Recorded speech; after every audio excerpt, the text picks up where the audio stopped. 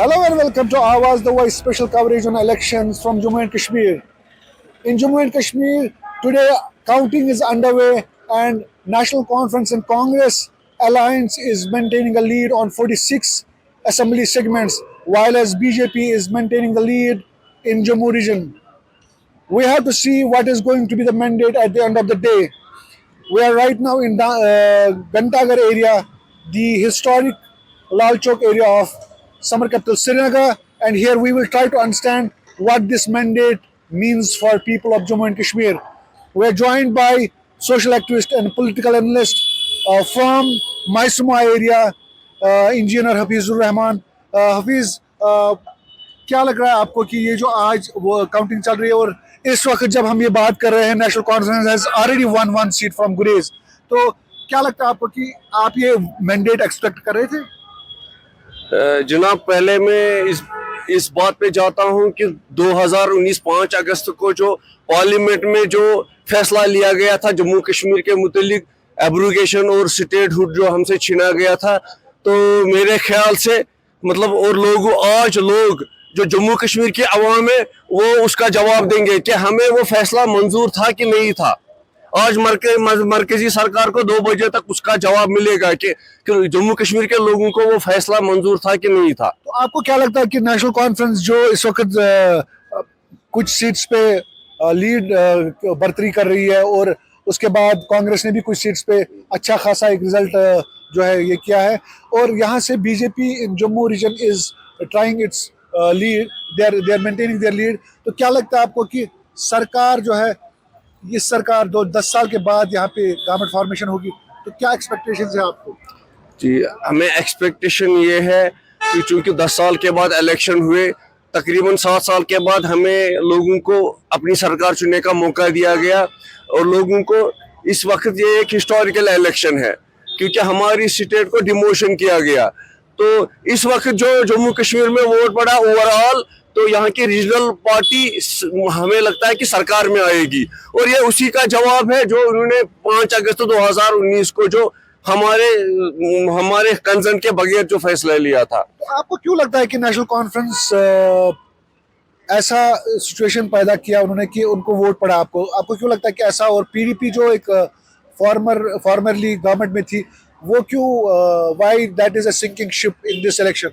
ना, उसका मेरे ख्याल से एक ही रीज़न है कि चूंकि पीडीपी का इस वक्त बहुत आंकड़े कम आ रहे हैं लीडिंग में, तो यही वजह है जो उन्होंने 2014 इलेक्शन के बाद जो उन्होंने बीजेपी के साथ अलायंस किया था, तो मुझे लगता है उसी की वजह से हुआ है। तो लोग पीडीपी से उस फैसले से नाराज हो गए थे। आप किसको देखना चाहते हैं अपना चीफ मिनिस्टर? नहीं, वो मेरे लिए अहम नहीं है। मैं चाहता हूँ कि जम्मू कश्मीर से रीजनल पार्टी से कोई सीएम आ जाए, और हमें स्टेटहुड चाहिए।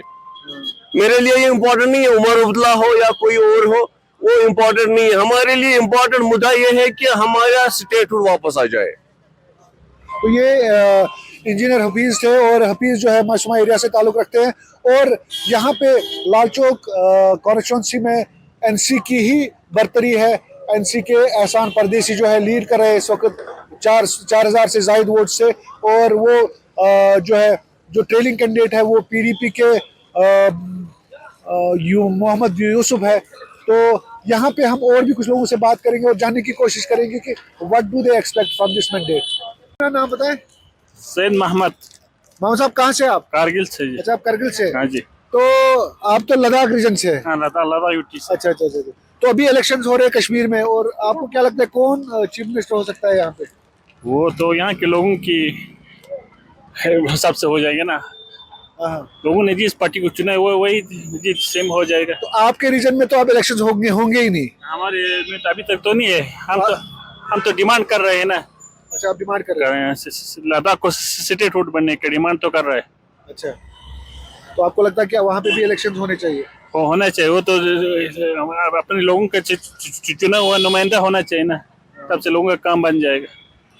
अभी तो हम तो सेंटर के साथ है, लद्दाख का अपने लोगों को नुमाइंदा चुनना चाहिए। लेकिन आप लोग तो कह रहे थे कि हमें यूटी बनाओ, हमें अलग रखो, जम्मू एंड कश्मीर से अलग रखो, वो आपको दिया गया सेंटर से। अभी आप क्यों चाहते हो कि आपको हम तो करगिल वाले ले वाले से पहले कुछ लोग कह रहा था, हम तो करगिल वाले हमेशा कह रहा था कि लद्दाख करगिल को नहीं, हमको यूटी नहीं डिमांड कर रहा था। हम हमारे पहले से हमारे लीडर वो ले वाले डिमांड कर रहा था, हम करगिल वाले नहीं डिमांड कर रहे थे। तो इंटरेस्टिंग नहीं है, हमारे यहाँ पे लद्दाख रीजन से एक दोस्त मिल गए लालचौक एरिया में, और इनका भी मानना यह है कि वो जो है इलेक्शंस की डिमांड कर रहे हैं और वहाँ पे भी स्टेटहुड होना चाहिए। Very interesting details from people in these lanes and by-lanes, and we will also try to understand from people who do they want to see their chief minister and what do they expect from this mandate at the end of the day. तो शुरू ठीक से ठीक तो क्या सुना आवाज नहीं साहब आज काउंटिंग चला वुक ताकि 5-6 राउंड गई 6 राउंड में एनसी कांग्रेस की लीड हो रही है, और क्या लगता है आपको कि क्या एक्सपेक्ट कर रहे हैं आप इस बारी कौन सरकार बना रहे हैं? कुछ पता नहीं लगता अभी तक क्या हो जाएगा। तो किसको आप अपना सीएम देखना चाहते हैं? एनसी होना चाहिए हाँ? इंशाल्लाह, एनसी होगा इंशाल्लाह। तो 10 साल के बाद इलेक्शंस हो गए और 10 साल के बाद अभी सरकार बनेगी जम्मू एंड कश्मीर में, तो आप इससे खुश हैं? हाँ क्यों खुश है इंशाल्लाह। जी आप अपना नाम बताएं। मेरा नाम सैयद मुश्ताक हुसैन शाह है। मैं तहसील सुरनकोट का रहने वाला हूँ, डिस्ट्रिक्ट पुंछ का, और गांव मेरे का नाम मरोट है। मरोट जी सर। तो पुंछ से आपको क्या लगता है किसकी उम्मीदवारी तय है? हमें तो यही लगता है कि जैसे पोलिंग हुआ है, वोट हुए हैं, इसमें मुश्ताक साहब की जीत हो सकती है। मुश्ताक साहब जो हाँ। बीजेपी के कैंडिडेट थे और या जिनकी अकरम वफात साहब, हो गई। हाँ, या अकरम साहब की वजह से 2 पार्टी में से 2 जीतेंगे। तो आपके बेल्ट में एनसी कांग्रेस का कुछ रुझान नहीं था? वो था जो था संबंधक किया हुआ था पार्टी ने आपस में, नेशनल और कॉन्फ्रेंस ने, उसमें भी हैं उम्मीदवार खड़े हुए, शाहनवाज साहब हैं, वो उनका भी जीत सकता है। आप गैब की खबर तो खुदा ही जानता है, जब खोलेगा संदूक तो पता चलेगा कौन जीता तो है। आपको क्या लगता है किसको आप अपना चीफ मिनिस्टर देखना चाहते हैं? हम तो अपने चीफ मिनिस्टर अपनी पार्टी के एनसी को देखना चाहते हैं, फारूक अब्दुल्ला को, या उनके लड़के जो वो हैं उमर अब्दुल्ला को देखना चाहते हैं। जी सर। चलिए बहुत बहुत शुक्रिया। शुक्रिया।